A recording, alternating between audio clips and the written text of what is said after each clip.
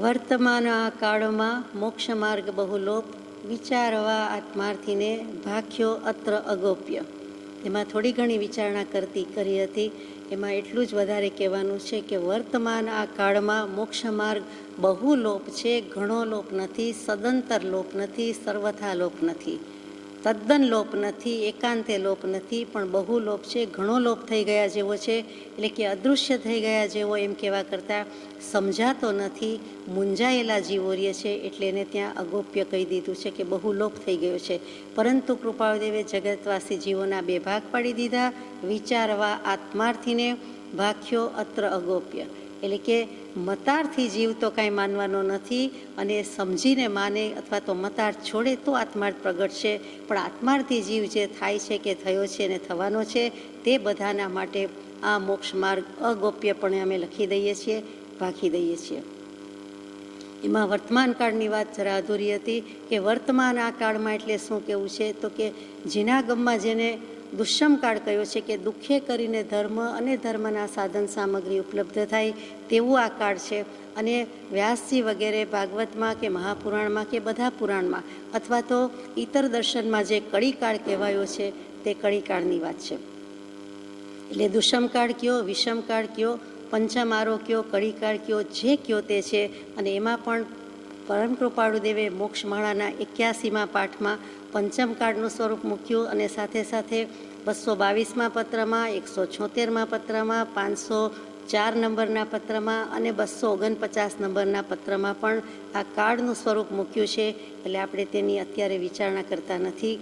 જે તે પત્રો આવ્યા ત્યારે જરૂર વિચારણા કરી છે, પણ સારાંશ રૂપે કે ઉપસંહાર રૂપે એટલું જ હતું કે આ હુંડાવસર્પિણી કાળ છે. અને હુંડ અવસર્પિણી કાળ તો ભાગ્યે જ આવે, એટલે કે 20 કરોડાકરોડ સાગરોપમના કાળચક્રમાં ઉત્સર્પિણી અને અવસર્પિણી, સર્પિણી સાપની જેમ સર્પિણીની જેમ સરકતું જાય છે, ઊંચે સરકે છે અને નીચા ઢાળે પણ પડે છે. તો બધું જ સારું સત્વ સાત્વિક થતું જાય છે તે ઉત્સર્પિણી કાળ છે. આપણે વાત કરી રહ્યા છીએ, જીવી રહ્યા છીએ તે અવસર્પિણી કાળમાં જીવી રહ્યા છીએ. એટલે કે બધું જ ઉતરતું છે, ઉતરતો કાળ છે. અને અનંત અવસર્પિણીમાં અને કેટલી બધી ઉત્સર્પિણી અવસર્પિણી કાળચક્ર પૂરા થાય અથવા તો પસાર થઈ જાય ત્યારે કોઈક જ વખત આવો હુંડાવસર્પિણી નામનો કાળ આવે છે. તે હુંડ એટલે શું, તો કે જેને કોઈ જ આકાર નથી, જેના આકારનું કોઈ ઠેકાણું નથી, જેના સ્વરૂપનું કોઈ ઠેકાણું નથી, એવો રોડબોડ, કદરૂપો, બેડોળ, ધંધડા વગરનો, ધીટ, વાઘ જેવો બિહામણો, ભયંકર, કરાળકાળ, વિકરાળ કાળ, વાઘ જેવું પણ કહી દીધું છે. તો એ જે સ્વરૂપ છે તે હુંડાવસર્પિણી કાળનું છે, એવો આ કાળ છે. અને વર્તમાન કાળમાં આત્માર્થી જીવને વિચારવા માટે જે મોક્ષ માર્ગ મૂંઝાયેલો લાગે છે, લોકોને મૂંઝાયેલી લાગે છે, સમજ પડતી નથી, અને કેટલોક લોપ થઈ ગયો છે, તો કે અદૃશ્ય થઈ ગયો નથી, પણ પ્રગટપણે કહી શકાયો નથી, સમજી શકાયો નથી. કયો છે તો તીર્થંકર દેવે બરોબર, પરંતુ જીવો સમજી શકતા નથી. આ કાળનો પ્રભાવ છે, અને માટે અમે અગોપ્ય રીતે અહીંયા મૂકી દઈએ છીએ. સદગુરુદેવનું તો એકાંત પરમાર્થ પ્રયોજન એ જ છે, એટલે કે ભાખ્યો અત્ર અગોપ્ય. પરંતુ વિચારવા આત્માર્થીને, એટલે કે શ્રોતા છે કે આત્માર્થી છે, તેને બે પ્રયોજન છે મુખ્યપણે, અનંતર અને પરંપર. તો કે અનંતર પ્રયોજન શું છે, તો કે ઇમિડિયેટ પ્રયોજન શું છે, તો કે વિચાર કરે છે એટલે મતાર્થ ખસે છે, આત્માર્થ આવ્યો, આત્માર્થ પ્રગટ્યો એટલે હવે વિચારીને આગળ જવાનું થાય છે કે આત્મસિદ્ધિ કરવી જ છે. અને આત્મસિદ્ધિ શાસ્ત્ર અને પરિણામે થતી આત્મસિદ્ધિ એને સાક્ષાત અનુભવમાં આવે છે. એટલે કે આત્મ સાક્ષાત્કાર કે આત્માનુભવ પામે છે. એટલે કે જે નથી પામ્યો, દુઃખ જ પામ્યો છે, એની બદલે હવે આત્માનું સુખ પામે છે, તેનું નામ પરંપર પ્રયોજન છે. એટલે કે શરૂઆતમાં અનંતર પ્રયોજન છે એટલે ઇમિડિયેટ પ્રયોજન કહી દીધું, અને પછી પરંપર પ્રયોજન એટલે કે અલ્ટિમેટલી એને શું કરવાનું છે, આખરે છેવટે શું કરવાનું છે તે મૂકી દીધું. એટલે અહીંયા કૃપાળુદેવે બહુ જ સચોટ સ્પષ્ટ સુંદર રીતે મૂકી દીધું છે. આપણે જોઈએ એટલું ઉકેલી શકતા નથી, પણ અહીંયા જે કહ્યું છે તે આ માર્ગની વાત છે, અને અગોપ્યપણે કહી દીધું છે કે કંઈ પણ ગોપવ્યા સિવાય, કંઈ પણ છુપાવ્યા વિના, કંઈ પણ બાદબાકી કર્યા વિના, કંઈ પણ બાકી રાખ્યા વિના, વિધાઉટ એની કાઇન્ડ ઓફ રિઝર્વેશન્સ, સમજી શકે તેવો અગૂઢ, અગહન અને ખુલ્લમ ખુલ્લો સ્પષ્ટ મોકળા મને અગુપ્ત રીતે મૂક્યો છે, તેનું નામ અગોપ્ય છે. એટલે કૃપાળુદેવે જેમ તેમ તો કાંઈ કંઈ શબ્દ વાપર્યો જ નથી. મોક્ષનું મૂળ, જીવની મૂળ ભૂલને દૂર કરનાર જો કોઈ હોય તો તે સાક્ષાત સદગુરુદેવ પરમ કૃપાળુ પરમાત્મા.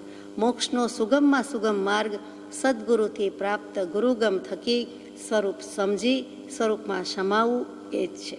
જે સ્વરૂપ સમજ્યા વિનાથી શરૂઆત કરી છે એ જ લક્ષ્યથી, એ જ દોરાથી, એ જ દોરીથી આપણે આગળ જઈએ છીએ. એમાં જ જ્ઞાન ક્રિયાનો સમન્વય આવી જાય છે અને એમાં જ સમ્યક દર્શન, સમ્યક જ્ઞાન, સમ્યક ચારિત્ર એ રત્નત્રયી રૂપી મોક્ષ માર્ગ છે એ પણ સમાઈ જાય છે. એટલે બંને રીતે મૂકી દીધું છે અને એકમાત્ર સ્વરૂપની સમજણના અભાવે થયું છે. તે સ્વરૂપ સમજાવનાર તો કે સમજીને સમાનાર અને પછી સમજીને ખુલ્લમ ખુલ્લો અગપ્યો રીતે મૂકી દેનારા પરમ કૃપાળુ દેવ. આગળ જઈએ. કોઈ ક્રિયાજળ થઈ રહ્યા શુષ્ક જ્ઞાનમાં કોઈ માને માર્ગ મોક્ષનો કરુણા ઉપજે જોઈ. કોઈ ક્રિયાને જ વળગી રહ્યા છે અને કોઈ શુષ્ક જ્ઞાનને જ વળગી રહ્યા છે.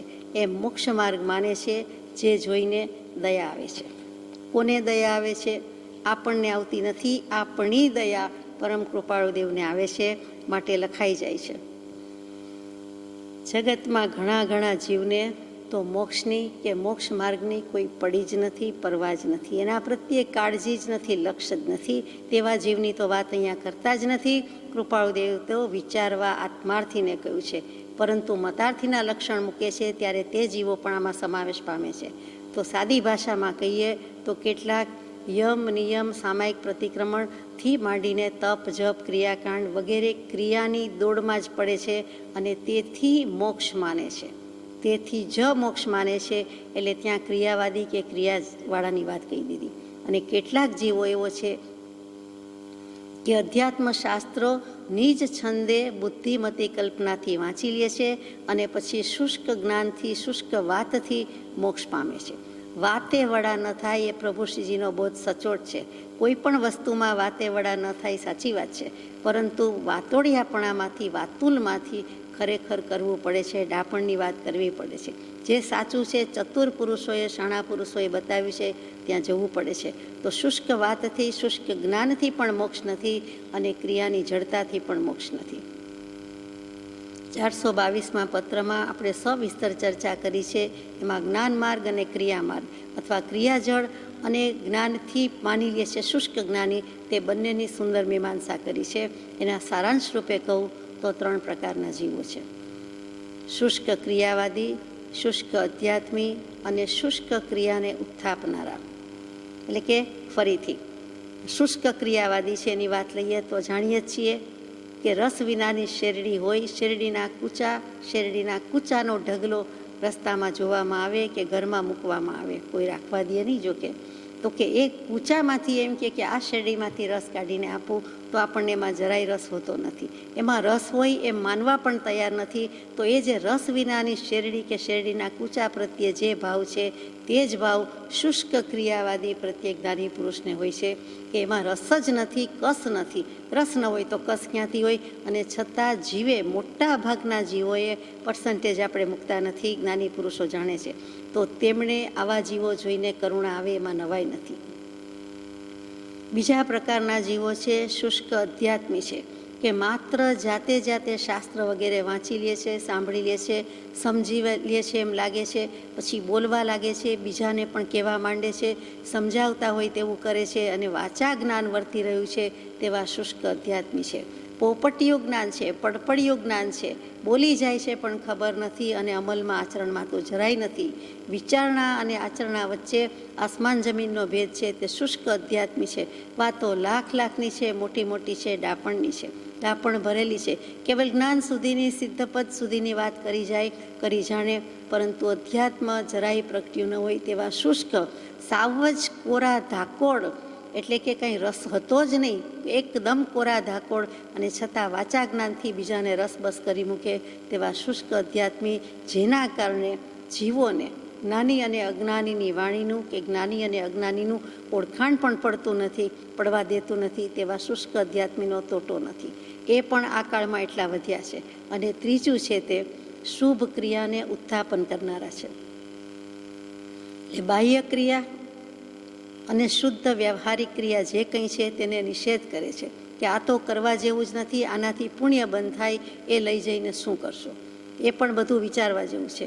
680માં પત્રમાં પરમ કૃપાળુ દેવે ચોખ્ખું લખી દીધું, તે શબ્દ સહજ વાંચું તો, કે કલ્યાણના માર્ગને અને પરમાર્થ સ્વરૂપને યથાર્થ રીતે નહીં સમજનારા અજ્ઞાની જીવો પોતાની મતિ કલ્પનાથી મોક્ષ માર્ગને કલ્પી વિવિધ ઉપાયોમાં પ્રવર્તન કરતા છતાં મોક્ષ પામવાને બદલે સંસાર પરિણામી કરતા જાણી અથવા તો સંસાર પરિભ્રમણ કરતા જાણી નિષ્કારણ કરુણાશીલ એવું અમારું હૃદય રડે છે.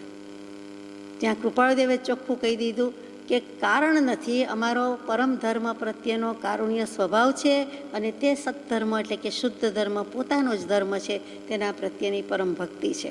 એટલા માટે અમને આ કરુણા લાગે છે, કરુણા આવી જ જાય છે અને આપણે જાણીએ છીએ કે સનાતન સંપ્રદાયના સત્પુરુષોની આ સહજ અવસ્થા છે. આ આવે જ છે, આ સ્ટેજ આવે જ છે કે સમય માત્રના અનવકાશે કોઈ પણ જીવ, બીજો જીવ પણ અન્ય પ્રત્યે ન હો અને સમાધિ પ્રત્યે હો, સ્વસ્વરૂપ પ્રત્યે હો, તો એ નિષ્કારણ કરુણા છે. એને નો રીઝન એ સજ શ્રીમદ ભાગવતમાં એને અહૈતુકી કૃપા અને અહૈતુકી કરુણા કહેવાય છે. તે જ કરુણાની વાત છે. ઉપદેશ છાયામાં કૃપાળદેવ પોતે જ મૂક્યું કે એકાંત ક્રિયા કરવી તેથી જ કલ્યાણ થશે એવું માનનારાઓ સાવ વ્યવહારમાં કલ્યાણ માની કદાગ્ર મૂકતા નથી. આવા જીવોને ક્રિયાવાદી કે ક્રિયાજળ ગણવા. ક્રિયાજળને આત્માનો લક્ષ્ય હોય નહીં. વળી ક્રિયા કરવી નહીં, ક્રિયાથી દેવગતિ પ્રાપ્ત થાય, બીજું કંઈ પ્રાપ્ત થતું નથી, તેથી 4 ગતિ રજળવાનું મટે તે ખરું એમ કહી સદાચરણ પુણ્યના હેતુ એવું જાણીને કરતા નથી.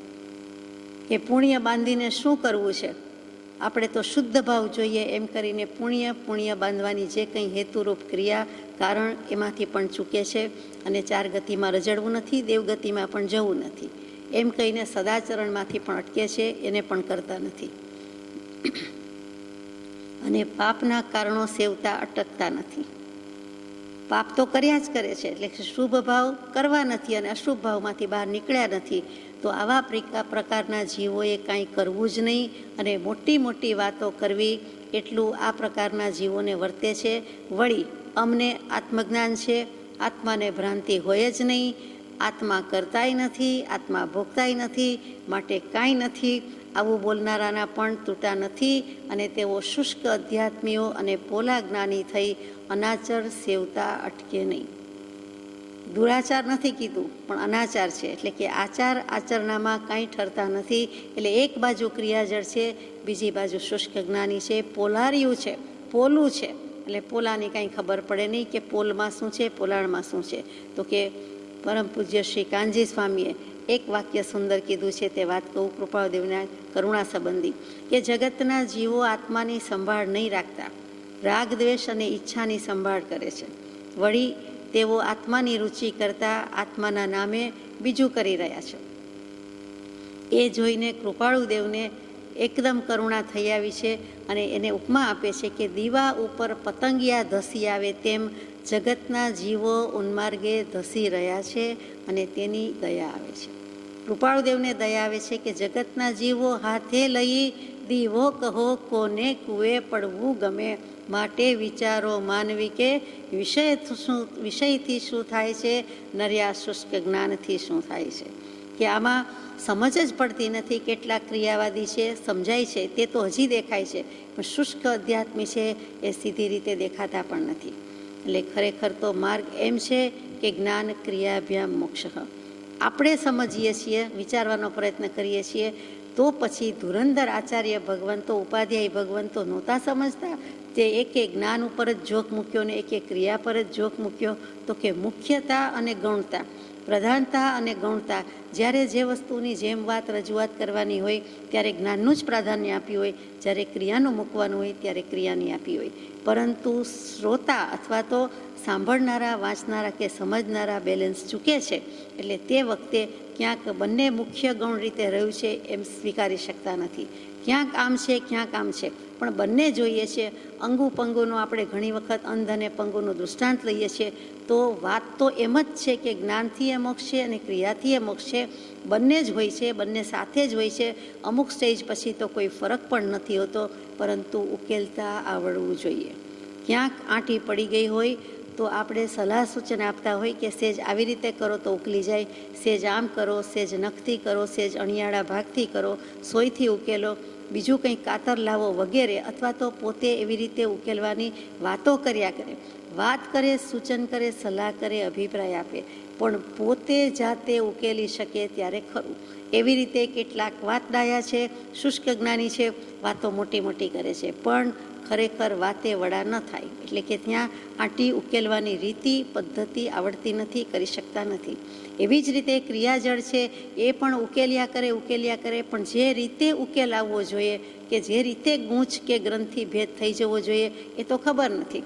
જુદી જુદી રીતે આડાવડા પ્રયાસ કરે છે, એટલે મથે છે, મહેનત કરે છે, મહેનત મૂકે છે, પ્રયાસ પૂરેપૂરો કરે છે, પરંતુ જોઈએ તેવું કાંઈ થતું નથી. કેમ કે મેળવણ નાખ્યું નથી. પછી ગમે તેટલું હલાવો, ગમે તેટલો સમય રાખો, દૂધ બગડી જ જાય છે, એ કંઈ જામતું નથી. એવું જ કંઈક ક્રિયાવાદીનું છે, એવું જ કંઈક જ્ઞાનવાદીનું એટલે કે શુષ્ક જ્ઞાનીનું છે. માને માર્ગ મોક્ષનો કરુણા ઉપજે જોઈ.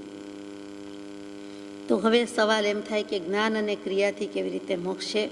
તો કે દ્રવ્ય શ્રુતના અવલંબનથી ભાવશ્રુત જ્ઞાન એટલે કે શુદ્ધ આત્મજ્ઞાન પ્રાપ્ત થાય, અને તે જ ખરેખર તો વાસ્તવિક જ્ઞાન છે. ફરીથી દ્રવ્ય શ્રુતના અવલંબનથી એટલે કે સત્શાસ્ત્ર વગેરે અવલંબન કે નિમિત્તથી ભાવશ્રુત જ્ઞાન થાય, એટલે કે એ ભાવરૂપે પરિણમી જાય. એક આત્માને જાણતા સમસ્ત લોકાલોકને જાણીશ એટલું દ્રવ્યશ્રુત સાંભળ્યું કે જીવ ગમે તેટલા કાળે, ટૂંકમાં કે લંબાણથી, એક સમયમાં કે અનંતકાળ પછી, પણ જ્યારે થાય છે ત્યારે એક સમયમાં થાય છે, અને સમજી જાય કે એક આત્માને જાણવા જેવું છે. એટલે સાંભળ્યું નથી, વાંચ્યું નથી, કે આત્માને જાણતો થઈ જાય, આત્માનુભવમાં મુકાઈ જાય, અને સાથે સાથે ધીમે ધીમે સમસ્ત લોકાલોકને જાણતો પણ થાય. એટલે કે તરત જ અમલમાં મૂક્યું, મંડી પડ્યા, કરવા માંડ્યા, અને ભાવશ્રુત ભાવભાષણ રૂપે આવીને ઊભું રહ્યું. ફરીથી કે દ્રવ્ય આલંબન એટલે કે દ્રવ્ય શ્રુતના આલંબનથી ભાવશ્રુત જ્ઞાન એટલે કે શુદ્ધ આત્મજ્ઞાન પ્રાપ્ત થાય. તે જ વાસ્તવિક જ્ઞાન છે, વસ્તુ સ્વરૂપનું જ્ઞાન છે, પોતાનું જ્ઞાન છે, પોતાના સ્વરૂપનું ભાન છે અને જ્ઞાન છે, એટલે વાસ્તવિક જ્ઞાન છે. દ્રવ્ય ક્રિયાનું આલંબન લઈ અંતરમાં ભાવ દીપક પ્રગટાવવો, શુદ્ધ આત્માનું અનુચરણ કરવું, ભાવ ક્રિયા સાધવી, ભાવથી ક્રિયા કરવી, તે જ વાસ્તવિક ક્રિયા વાતો ચારિત્ર છે. એટલે ત્યાં પહેલાં કહી દીધું તે આત્મભાવનું ભાષણ થઈ ગયું. જે ભાષણ થઈ ગયું તેના જોરે, તેના બળે, તેની શોધ પછી તરત જ હવે આત્માનો દીવો પ્રગટી જાય છે, પ્રજ્વલિત થઈ જાય છે. એટલે કે પછીની જે કોઈ ક્રિયા છે તે શુદ્ધ છે, સમ્યક છે, ભાવપૂર્વક થતી ક્રિયા છે, અને તે જ કરવાનો આપણો પુરુષાર્થ છે. અને એટલે જ કદાચ સૂત્ર આવ્યું આગમમાં દશવૈકાલિકજીનું મોટું મસમોટું પ્રખ્યાત સૂત્ર કે પઢમમ નાણમ તવોદયા. પ્રથમ જ્ઞાન ને પછી દયા, પહેલું જ્ઞાન ને પછી અહિંસા. એટલે કે એ પ્રમાણે જાણીએ તો વર્તવાની વાત છે, કે આ પ્રમાણે જ્ઞાન કહે છે, આ પ્રમાણે વર્તવું જોઈએ, અથવા વિવેક હોવો જોઈએ, ભક્ષ્યા ભક્ષ્યનો હોવો જોઈએ, બધું હોવું જોઈએ. હે જ્ઞેય ઉપાધિનો વિવેક આ પ્રમાણે છે. એ કોનાથી આવ્યું? તો કે ત્યાં જ્ઞાનની મહત્તા છે, જ્ઞાનથી જાણ્યું. પછી જો વસ્તુનું જ્ઞાન, આત્મ સ્વરૂપનું જ્ઞાન થઈ ગયું, એટલે કે આત્મ અનુભવ થઈ ગયો, અને સમ્યક પ્રકારે જે વિવેક જ્ઞાન પ્રવર્તાવે છે, અને પછીની ક્રિયા બધી જ એની સમ્યક છે. એટલે કે આત્મસિદ્ધિજી થયા પછી આત્મસિદ્ધિ શાસ્ત્ર ગાઈએ, વાંચીએ, બોલીએ, સમજીએ તો તે સમ્યક છે, અને નહીં તો એ પણ એક ક્રિયા છે, પરંતુ એની પણ જરૂર છે. જાણ્યું કે આત્મસિદ્ધિ સુંદર ઉત્તમ મોક્ષે લઈ જાય તેવું શાસ્ત્ર, પરંતુ વાંચે નહીં, વિચારે નહીં, ક્રિયા કરે નહીં, વિચારવાની પણ ક્રિયા કરે નહીં, તો કેવી રીતે કલ્યાણ થાય? એટલે કે બંને વસ્તુ જોઈએ છે. પહેલું છે, બીજું છે, પછી બંને સાથે જ છે. જ્ઞાન અને ક્રિયા બંને નયની પરસ્પર મૈત્રી કરાવી શુદ્ધ આત્મજ્ઞાન અને શુદ્ધ આત્મપરિણતિ રૂપ ક્રિયાનો સુમેળ સાધવો. આ અમૃતચંદ્રાચાર્યજી જે વધારે નિશ્ચય નયનું જ લખે એમ આપણી છાપ છે, તેઓ શ્રી પણ લખે છે કે જ્ઞાન અને ક્રિયા બંને નય છે, અને બંને નયની પરસ્પર મૈત્રી હોવી જ જોઈએ, સાધવી જોઈએ, અને તો શુદ્ધ આત્મજ્ઞાન અને તો શુદ્ધ આત્મચારિત્ર રૂપી ક્રિયાનો સુમેળ સાધાય જ જાય. એટલે કે સુભગ સમન્વય થાય છે, અને એ જ શુદ્ધ આત્મ સ્વભાવરૂપ મોક્ષની સિદ્ધિને પરમ ઉપાય કહેવામાં આવે છે. આ મોક્ષની સિદ્ધિ આત્માની સિદ્ધિ છે, મોક્ષરૂપી સિદ્ધિ છે. કઈ સિદ્ધિ? આત્મ સ્વભાવમાં આવવું. તો આત્મ સ્વભાવમાં આવવાનું આ એક સુંદર અને પરમ ઉપાય છે. કે આ રીત જ છે, બીજી કઈ રીતે આવે? કૃપાદેવની શૈલીથી સમજીએ તો કે પર પરિણતિને ત્યજવી અને આત્મ પરિણતિને ભજવી એ મોક્ષનો માર્ગ છે. સ્વમાં વસ ને પરથી ખસ એટલું થાય તો બસ. એ મોક્ષ માર્ગ છે, એ મોક્ષ માર્ગની આરાધના છે. ફરીથી પર પરિણતિને ત્યજવી, આત્મ પરિણતિને ભજવી. એવી જ રીતે પર પરિણતિને ભજવી અને આત્મ પરિણતિને ત્યજી દેવી એ મોક્ષ માર્ગની વિરાધના છે. તો કમસે કમ વિરાધના તો નથી જ કરવાની. આરાધના જેટલા અંશે જેટલી આપણાથી થાય તેટલી, પરંતુ એ ન થઈ શકતી હોય તો વિરાધના કરવાનું તો આજ્ઞા છે જ નહીં, હોઈ શકે જ નહીં. મોક્ષ માર્ગમાં જ્યાં સુધી ચાલીએ નહીં, માનીએ નહીં, ત્યાં સુધી અંશે મોક્ષ માર્ગની વિરાધના જ કહેવાય છે. એ પણ એટલું જ સાચું છે. તો કોઈ ક્રિયાજળ થઈ રહ્યા શુષ્ક જ્ઞાનમાં કોઈ માને માર્ગ મોક્ષનો કરુણા ઉપજે જોઈ.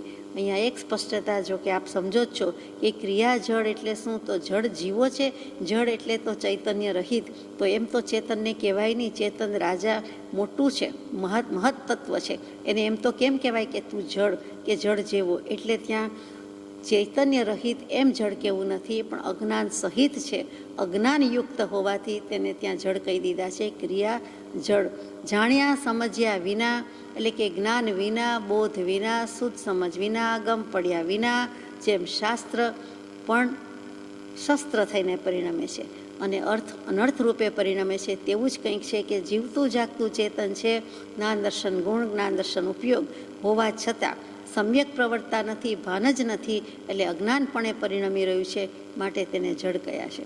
આમ તો ભગવાને આપણને કોઈ ક્રિયા જળ એમ કહી દીધું, ત્યાં મોટો શબ્દ વાપર્યો છે. આપણને સાંભળવો ગમે એવો નથી, વાંચવો ગમે એવો નથી, પણ એવું કરતા હોઈએ તો કૃપાદેવ કહે અને એમાંથી એમને ઉદ્ધારવા છે, બહાર લઈ જવા છે, માટે લખ્યું છે. એવું જ જ્ઞાન, જ્ઞાન સુંદર શબ્દ અને આગળ શુષ્ક લગાડીએ તે કેવું લાગે? જ્ઞાન ભીનું નહીં અને જ્ઞાન રસવંતું નહીં, તો રસ એ જ જ્ઞાનને, જ્ઞાન એ જ રસ કહેતા હોય. પણ અહીંયા કહી દીધું શુષ્ક જ્ઞાન, સૂકું જ્ઞાન, ફોતરા વિનાનું કે ફોતરા જેવું જેને કહેવાય તે, રસ બસ વિનાનું હોય, અનાજનું ફોતરું હોય અથવા તો છાલા છોતરા હોય, એનાથી પણ ગયું કે એમાં તો કંઈ કંઈ રસ હશે. આમાં તો શુષ્ક જ્ઞાન છે, બિલકુલ સૂકું, કોરું. કોરું ધાકોડ શબ્દ વાપરીએ છીએ તે કૃપાદેવ મૂકે છે. અને તે સૂકા જ્ઞાનમાં કાંઈ થાય નહીં, સૂકું ભટ્ટ છે. ચોથી ગાથા પર જઈએ કે બાહ્ય ક્રિયામાં રાચતા અંતરભેદ અને કાંઈ જ્ઞાન માર્ગની શેધતા તે ક્રિયા જળ આઈ. પરમ પૂજ્ય બ્રહ્મચારીજીએ સુંદર લખ્યું છે કે જે ક્રિયા બાહ્ય ભાવે કરે છે તેથી અમારો મોક્ષ થશે. અમારે જ્ઞાન માર્ગની જરૂર નથી. જ્ઞાન માર્ગ આપણે કોઈ કામનો નથી, એ તો દોષો ઉત્પન્ન કરાવનાર છે, મુશ્કેલ માર્ગ છે વગેરે કહીને તે ગ્રહણ કરવા યોગ્ય નથી. એવું જે માને છે તેવા જીવો ક્રિયા જળ જાણવા. જેમ શુષ્ક જ્ઞાનીની વાત મૂકી દીધી છે કે તેને કંઈ ક્રિયામાં રસ નથી, તેમ અહીંયા મૂકી દીધું કે જે ક્રિયા જ કરે છે, બાહ્ય ભાવે કરે છે, ત્યાં જ માથું ઉતારી લીધું. કે ભાવ જ કેવો? તો કે બાહ્ય ભાવ. સ્થૂળ દૃષ્ટિએ કરે છે, ઉપરથી કરે છે, ઉપર છલી સપાટીએ કરતા હોય તેમ દેખાય છે, બાકી તે પણ નથી. અને તેથી અમારો મોક્ષ થશે. વળી અમારે કોઈ જ્ઞાન માર્ગની જરૂર નથી અને જ્ઞાન માર્ગ કંઈ કામનો નથી. એવું સાંભળીએ તોય શું, ને સમજીએ તોય શું, ને ન સમજીએ તોય શું? એ વળી સ્વરૂપ સમજવાની વાત આપણી કંઈ વાત છે? આપણી નથી તો કોની છે? આપણા ગજાની વાત નથી એમ કહે છે. અને પછી મૂકો માથાકૂટ અને કરો કંકુના, આપણી ક્રિયા છે જ મજાની છે એમ કહીને તે ગ્રહણ કરે છે. એટલે કે જ્ઞાનને ગ્રહણ કરતો નથી. એ તો વધારે દોષ ઉત્પન્ન કરાવશે. ભણેલો વધારે ભૂલે, વિશેષ ક્ષયોક્ષમ વાંધો વિશેષ ભૂલે અને ભૂલાવે, રખડે ને રખડાવે, માટે એમાં આપણને રસ નથી એમ કહીને માત્ર ક્રિયાને વળગી રહે છે, ચુસ્તપણે વળગી રહે છે. જ્ઞાન જેવું કંઈ છે કે જ્ઞાન માર્ગનો લક્ષ્ય પણ થતો નથી, કરતો નથી, તેવા બધા જીવો પરમ પૂજ્ય બ્રહ્મચારીજી કહે છે કે ક્રિયા જળ જાણવા.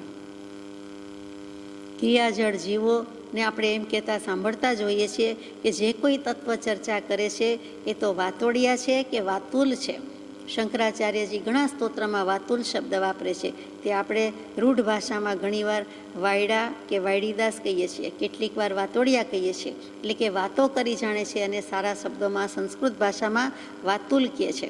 એટલે એવા વાત કરનારા લાગે છે. કોને? ક્રિયાજળ જીવને તત્વની ચર્ચા કરનારા એવા લાગે છે. તત્વની વિચારણા કરનારા માથાકૂટિયા અને કડાકૂટિયા લાગે છે કે આ બધું જાણવા સમજવાની જરૂરત શું છે? મૂકો માથાકૂટ. એટલે કે મોક્ષે જવાનું કામ પણ એમને માથાકૂટવાળું લાગતું હશે કે મોક્ષ શબ્દ સમજવો કે સ્વરૂપ શબ્દ સમજવો કે કેવલ જ્ઞાન સમજવું કે સમ્યક દર્શન સમજવું એવી નાને પાયે પણ વિચારણા હોય તો તેને માથાકૂટિયા કહે છે. અને તત્વનો અભ્યાસ કરનારાને તો એ થોથા પંડિત કહે છે. કોણ? ક્રિયાજળ જીવો. કે એ બધા પોથા પંડિત, પોથી પંડિત કયો કે થોથા પંડિત કયો, એમાં રસ નથી. તત્વની કોઈ જરૂર નથી, એના અભ્યાસની કોઈ જરૂર નથી. તો ત્યાં એને ક્રિયાજળ કહી દીધા છે. આજ્ઞા એ ધર્મ છે, તો આજ્ઞાને ક્રિયા કેવી કે તત્વ કેવું? ક્રિયા અને તત્વ, ક્રિયા અને જ્ઞાન બંને જેમાં સમાય છે તેનું નામ આજ્ઞા છે. એટલે કે આજ્ઞા એ ધર્મ, આજ્ઞાનું આરાધન એ જ તપ. એટલે આજ્ઞા કહેતા ત્યાં ધર્મ જ છે, બીજું કાંઈ નથી. આ અને જ્ઞા છે. સમસ્ત રીતે આત્માની મર્યાદામાં આત્માને જાણવો તેનું નામ આજ્ઞા છે.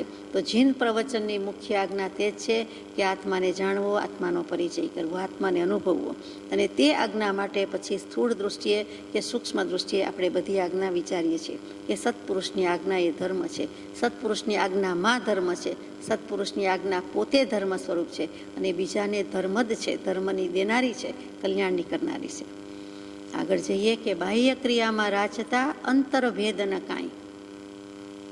અંતર ભેદાયું નથી, ભાવભાષણ થયું નથી. અને દ્રવ્યના આલંબને પણ આપણે તો ભાવ પર જ ચડવાનું છે. અને આ ભાવ એટલે કયો ભાવ એ વિચારણા કરવાની છે. અંતર કેમ ભેદાયું નથી? શાસ્ત્રોમાં આવી ગયું, પરમ પૂજ્ય બ્રહ્મચારીજીએ મૂકી દીધું કે પરમાત્મા વેદનથી હૃદય ભેદાય તો સ્થિરતા થતી. આપણો પ્રયત્ન સ્થિરતા લેવાનો છે, કરવાનો છે. પરમાત્મા વેદન, સ્વસંવેદન, પ્રત્યક્ષ જ્ઞાન કરવાનો છે, અનુભવવાનો છે. એટલે એ લક્ષ્ય હોવાથી બોલાઈ જાય છે, કહેવાય જાય છે કે અંતરભેદ ન કાંઈ. જ્યાં સુધી પાતાળ પાણી ફૂટ્યું નથી, પાતાળમાંથી સરવાણી ફૂટી નથી, અંતર ભેદાયું નથી, ત્યાં સુધી સમ્યક દર્શન કહ્યું જતું નથી. એટલે કે એની સ્પર્શના થયેલી હોવી જોઈએ. એક વખત પણ એમાંથી સેજ માત્ર કાણું, એક ઇન્જેક્શન કે શોટ આપતી વખતે કેટલી જગ્યા જોઈએ છે એના કરતાં પણ ઓછી જગ્યા, ઓછો સમય જોઈએ છે તેવું સમ્યક દર્શન. અને તે અંતર ભેદાયું નથી. પેલું તો શરીરમાં એક નાનામાં નાનું પણ હોલ કે કાણું કે છિદ્ર પડે છે અને અંદર મૂકવાનું મૂકી દે છે કે ખેંચવાનું ખેંચી લે છે. પરંતુ અહીંયા અંતરભેદમાં ખેંચવાની વાત નથી આવતી, પણ મૂકવાની વાત છે. તો કે પાતાળ પાણી ફૂટે ક્યારે? તો કે જ્યારે આ અનંતાનુબંધી ની ચાર ચોકડી કહીએ છીએ તે ચાર કષાય અને મિથ્યાત્વ મોનીય, મિશ્ર મોનીય, સમ્યક્ત્વ મોનીય એ સાત પ્રકૃતિ કાં તો ક્ષય પામે, કાં તો ઉપશમ પામે, કાં તો ક્ષય ઉપશમ પામે. અને ત્યારે એમ કહેવાય કે હવે સમ્યક દર્શન છે, હવે ગ્રંથિ ભેદ છે. એવી જ રીતે સૈદ્ધાંતિક દૃષ્ટિએ જોઈએ તો આત્મ સ્વભાવનું ભાન થવું અને તેને જ નાની પુરુષો મોક્ષ કહે છે. સહજ સ્વરૂપે સ્થિતિ થવી તેને શ્રી વિતરાગ મોક્ષ કહે છે. એવો જો અંતર્ભેદ થાય તો જ કામનું છે. બાહ્ય ક્રિયામાં રાચી રહે છે એને અંતર્ભેદ હોતો નથી, થતો નથી. ગમે તેટલું દ્રવ્યનું સ્થૂળ દૃષ્ટિનું ક્રિયાનું આલંબન હોય, પરંતુ આખરે તો ભાવ પર જવું જ પડશે. તે વાત મુખ્ય થઈ ગઈ છે. વાત એમ હતી કે આત્મભાવ એ કયો ભાવ કરવાનો છે, કયા ભાવનું ભાષણ કરવાનું છે. આત્મા ભાવ વિનાનો તો ક્યારેય નથી, પરંતુ આત્મભાવ નથી, આત્મ સ્વભાવ નથી. તો આત્મભાવ કોને કહે કે આત્મામાં તથારૂપ જ્ઞાન, દર્શન, ચારિત્ર આદિ ગુણનું અને ત્યાગ વૈરાગ્ય આદિ ભાવનું ભવન થવું. ભુવન નથી પણ ભૂ ધાતુ ઉપરથી ભવન થવું, હોવું અને થવું એટલે કે પરિણમન થવું. ફરીથી કે આત્મામાં તથારૂપ તે પ્રકારે એટલે કે સમ્યક દર્શન, સમ્યક જ્ઞાન, સમ્યક ચારિત્ર એ બધા ગુણનું અને ત્યાગ વૈરાગ્ય વગેરે ભાવનું, આ બંનેનું જે ભવન થવું એટલે કે થવાપણું અને હોવાપણું એટલે કે પરિણમેન થવું, તો તેને આત્મ પરિણામરૂપ આત્મ સ્વભાવની પરિણતિ કહેવામાં આવે છે. એટલે કે પરિણામ તો છે જ, પણ પરિણામ ક્યાં છે? પરિણત આત્મા કહીએ છીએ ત્યારે તે સમ્યક દૃષ્ટિ આત્મા એમ સમજવાનું છે. તો આત્માની પરિણતિ આત્મામાં થઈ, આત્મામાં રહી અને આત્મામાં ગઈ. એટલે કે જીવને કાંઈ પણ થાય છે તો આપણે એમ કહીએ મને એમ વિચાર આવ્યો, મને એમ ભાવ થયો, તો પહેલાં તો એને અધ્યવસાય છે અને પછી પરિણામ આવે છે, જે સૂક્ષ્મમાં સૂક્ષ્મ ક્રિયા છે. આત્મા જગતમાં અત્યંત સૂક્ષ્મ પદાર્થ અને સૌથી વધારે પદાર્થ એનાથી પણ સૂક્ષ્મ હોય તો કે ત્યાં વિચારણાની પ્રક્રિયા કઈ, અને એથી પણ વધારે થવું હોય તો આત્માનું પરિણમન.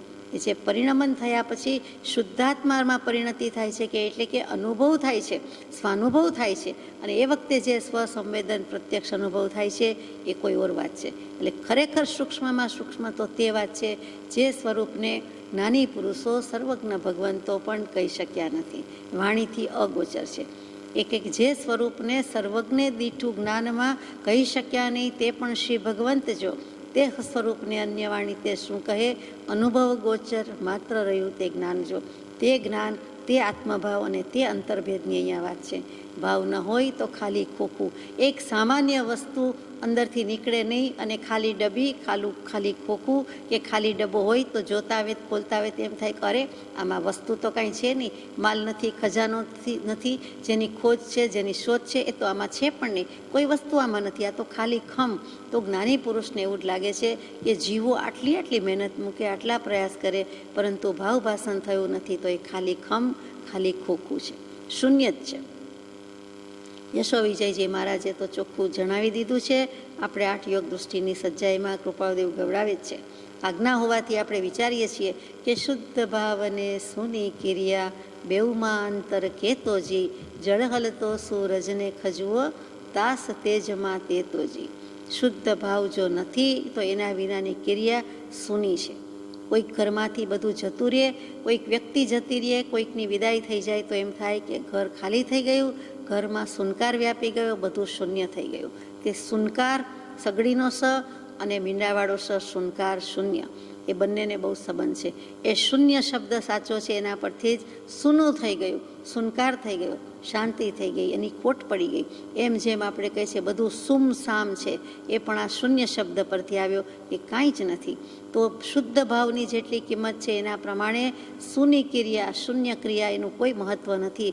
છતાંય ટકાવારીમાં જ્ઞાની પુરુષને આપવું હોય ત્યારે કહે છે કે 1 રૂપિયાના 16 આના, એના 15 આના તો ભાવમાં જ જાય છે, કે 15.5 આના ભાવ, અને 1 આનાના 4 પૈસા હતા એ વખતે, તો કે 1 પૈસા જેટલી જ કિંમત ક્રિયાની છે. કેમ કે 6 પદના પત્રમાં લખ્યું હોય, આપણે યાદ કરીએ છીએ અને કરાવે છે જ્ઞાની પુરુષ કે સાકર ખાવાથી સાકરનું ફળ, હિમને સ્પર્શ કરવાથી હિમ સ્પર્શનું ફળ, જેમ થયા વિના રહેતું નથી. તો એવી ક્ષુદ્ર શુલ્લક ક્રિયાનું ફળ પણ જો આવતું હોય તો શુભ ભાવ, શુભ ક્રિયા કરી એનું ફળ નહીં આવે.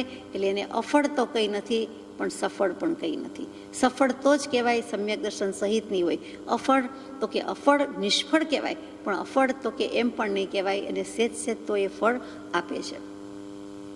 પણ 1 પૈસા જેટલી જ કિંમત છે. આપણે સમજી શકીએ છીએ કે આમાં શું કીધું. ડોલરના 100 સેન્ટ કહીએ કે રૂપિયાના 100 પૈસા કહીએ, એમાં 1 જ પૈસો અથવા એના પણ ભાગ પડે, એની પણ પાય આવતી, તો કે એના જેટલી કિંમત હોય, એટલે કે નહિવત છે, શૂન્ય જ છે, શૂન્યવત છે. અધ્યાત્મ વિનાની જે કોઈ ક્રિયા છે તે તન તોલે છે. આગળ વળી એમ પણ ફરમાવે છે, આજ યશો વિજયજી મહારાજને આજ આનંદગંજજી મહારાજ ફરમાવે છે કે તનુમલ તોલે, એટલે કે શરીરના મેલ બરોબર છે. એટલે શરીરનો મેલ કેટલી વ્યક્તિ કેટલા વખત સુધી રાખી મૂકે છે, જરાય રાખી મૂકવા તૈયાર નથી. 24 કલાક તો બહુમાં બહુ, અને 24 કલાકમાં કદાચ કેટલોક મેલ દૂર ન થયો હોય તો 2-5 દિવસે, 8-15 દિવસે પણ ગમે ત્યારે એ મેલને તો ઠીકરા જેવી વસ્તુથી ઉખેડીને પણ કાઢી મૂકે છે. હર કોઈ બાને, હર કોઈ ઉપાયે, હર કોઈ નિમિત્તથી પણ એ કાઢી મૂકે છે. તો એ તનની જો શુદ્ધિ ગમે છે, સૂચિ ગમે છે, તો મનની અને આત્માની સૂચિ તો પહેલી કરવી પડશે. જેની કાળજી રાખવામાં અનંતકાળ ગયો, પરંતુ હવે તો કે આત્માની કાળજી રાખવામાં એક આ બહુ થોડું ઘણું, અમુક દાયકા તો ગયા, રહ્યા સયા દાયકાનો રહ્યો સયો સમય જો એમાં ગાળીએ તો કેવું, તો અધ્યાત્મની પ્રાપ્તિ થાય. આમ પણ આનંદગંજી મહારાજે કહ્યું છે કે જે ક્રિયા કરી ચૌગતિ સાધે તેન અધ્યાત્મ કહીએ રે, નિજ સ્વરૂપ જે ક્રિયા સાધે તેહ અધ્યાત્મ લઈએ રે, શ્રી શ્રેયાંસજીના અંતર જામી આત્મ રામી નામી રે. તો ત્યાં ચોખ્ખી વાત આવી ગઈ, આધ્યાત્મની પ્રાપ્તિ એ સ્વરૂપની પ્રાપ્તિ જ છે, બીજું તો કંઈ નથી. તો જે ક્રિયા કરવાથી 4 ગતિમાં જ રખડ્યા, 24 દંડકમાં જ આવ્યા અને 84 લક્ષ જીવીઓનીમાં જ ફર્યા કર્યું, એ હવે ના મંજૂર છે. હવે કબૂલ કરતા નથી, હવે સ્વીકાર નથી, હવે ઇનકાર છે. એ તો જોઈતું જ નથી. અને તો જીવ આત્માર્થી થયો, આત્માની ગરજ થઈ, આત્માની કાળજી લેવા જયો. એટલે કૃપાદેવે પહેલી જ શરત મૂકી દીધી છે, વિચારવા આત્માર્થીને. જે આત્માર્થી હશે એ આ મોક્ષ માર્ગની વાત જરૂર વિચારશે અને સમજશે. એક ભર્તૃહરિજી થઈ ગયા આપણે જાણીએ છીએ. યોગેન્દ્ર ભર્તૃહરિજી કૃપાળદેવ લખે છે કે એક વખત તો રાજર્ષિ જ હતા, પણ પછી બધું છોડી દીધું ને યોગેન્દ્ર થયા. એટલે કે યોગેન્દ્ર અને રાજયોગી કહી દીધા તે ભર્તૃહરિજી. અને ઘણો વૈરાગ્ય, એટલે કૃપાળદેવ એમને ઘણા યાદ કર્યા હોય. એ ભર્તૃહરિજી પોતે જ લખે છે કે એક ઘટનાની વાત કરું એમ કરીને કહે છે કે હું સંન્યાસી થયો. વૈરાગી બન્યો એમ નથી લખ્યું, હું સંન્યાસી થયો. ગામની બહાર સાંજે કૂવા પાસે મારો ઉતારો હતો, સામે નદી હતી. સૂવાનો ટાઈમ થયો એટલે રાત્રે રેતી જરા સરખી કરી અને ગાદલા જેવું બનાવ્યું અને થોડીક રેતીનો ઢગલો કર્યો, ઓશિકા જેવું બનાવ્યું. રેતીનું ગાદલું અને રેતીનું ઓશિકું. બાળકો કરે તે મેક બિલીવ અથવા તો બે ભાગ પાડી દીધા હોય, કેવી રીતે બનાવ્યું તે ઓશી જાણે. આ ઘટેલી ઘટના એક બેન જોતા હતા. તેમણે તેની સખીને, બાજુમાં ઊભી રહેલી સખીને કહ્યું કે જો તો ખરા પેલા ભર્તૃહરિજી રાજા હતા તે મોટો વૈરાગ્ય અને સંન્યાસ લઈને બેઠા છે. સંન્યાસી થયા પણ લક્ષણ ગયા નથી, એટલે કે એના ચાળા ગયા નથી. હવે ગાદી તકિયા જોઈએ છે, ગાદી ઓશિકા કરીને સૂવું છે, એટલે રેતીની ગાદીને ઓશિકું કર્યું છે. ભર્તૃહરિજી કહે છે કે મેં સાંભળ્યું કે વાત તો સાચી છે, મને જ કહે છે અને મારી જ વાત છે અને એની વાત બિલકુલ સાચી છે. એટલે વાતનો સ્વીકાર કરીને, દોષનો સ્વીકાર કરીને તરત જ બધું વીખી નાખ્યું, ફેંદી નાખ્યું, એટલે કે સરખું સપાટ કરી નાખ્યું. એ બેન હજી ત્યાં જ ઊભા છે. તો કહે છે કે જોયું. પાછી એની ફ્રેન્ડને કહે છે આટલું કહ્યું ત્યાં તો એમને ટણી ચડી ગઈ, એટલે કે ટીંચકું ચડી ગયું અને ખીજમાં કે રીસમાં એમણે આ બધું વિખેરી નાખ્યું અને જેમ હતું તેમ એક સરખું સમૂહસૂત્રું સપાટ કરી નાખ્યું. એ બહેન એવો બોધ લે છે કે જો એનામાં કાંઈ ફેર પડ્યો નથી. એની બાહ્ય દશા છે, અજ્ઞાન દશા છે, એટલે એ રીતે કોમેન્ટ્સ કરતા રહે છે. પણ ભર્તૃહરિજી જેનું નામ, એ વૈરાગી સંન્યાસી, અને એ બેનની વાતનો સત્યનો સ્વીકાર કરે છે, બોધ ગ્રહણ કરે છે, તરત જ અમલ કરે છે. પણ જુઓ, જીવો જ છે, એ બાહ્ય ક્રિયામાં રાજતા, એને જે બાહ્ય ક્રિયા કરે છે તે દેખાય છે.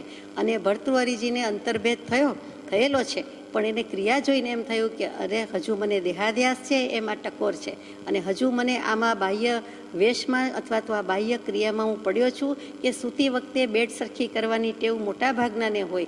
ગમે તેટલી તૈયાર હોય તો પણ કંઈક કરે, તો કે એવી જ અમે કર્યું, કાંઈ એને રેતીમાં કર્યું અને એને બોધ લઈ લીધો અને કહે છે કે મારી આંખ ખુલી ગઈ. ભર્તૃહરિજી આ સ્વીકાર કરેલી વાત છે. તો આપણને પણ લાગે કે બાહ્ય ક્રિયામાં રાજતા, અંતર્ભેદ અને કાંઈ પણ જ્ઞાન માર્ગ નિષેધતા તે ક્રિયા જણાય. એ બેનનું જાણે, પણ ભર્તૃહરિજીએ તો પોતાનું કરી લીધું.